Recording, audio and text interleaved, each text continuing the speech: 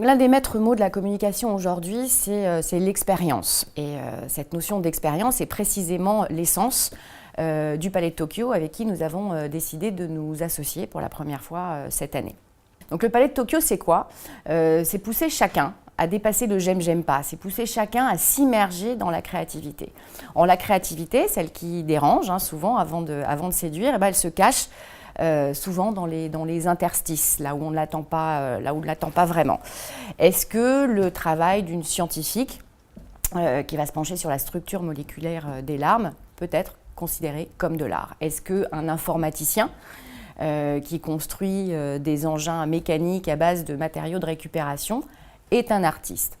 Pourquoi pas?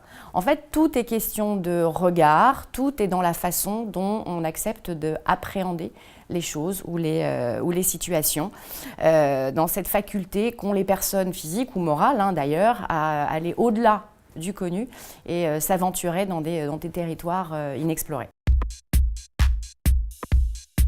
Donc les périmètres se distendent, les univers autrefois très cloisonnés s'interpénètrent, se reconfigurent pour au final n'en faire plus qu'un, celui de l'expérience créative.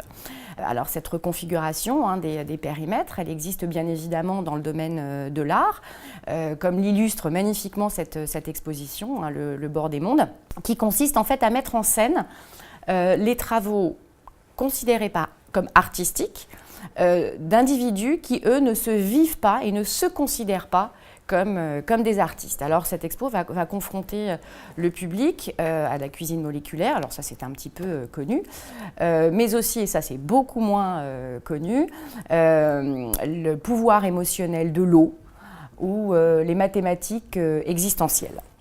Alors, cette reconfiguration des frontières entre les expertises, les univers, ces frontières qui deviennent poreuses, on retrouve cette problématique-là dans l'univers de la publicité au fil du temps et avec une accélération qui est assez fulgurante en fait au cours des dernières années.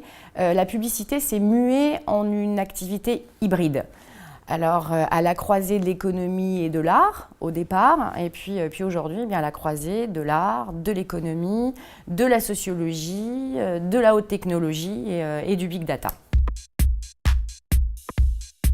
Ça implique quoi? Ça implique que tout l'environnement connu, la zone de confort sur lequel tout le monde s'est construit depuis un certain nombre d'années, tout cela est en totale mutation.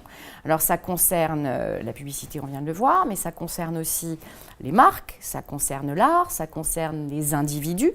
Et le Palais de Tokyo, avec sa démarche revendiquée et totalement assumée de laboratoire, des relations inédites entre culture et marque, transforme ce qui pourrait être vécu comme quelque chose de terriblement anxiogène, c'est toujours un petit peu stressant de sortir de sa zone de confort, transforme ça en une formidable opportunité créatrice.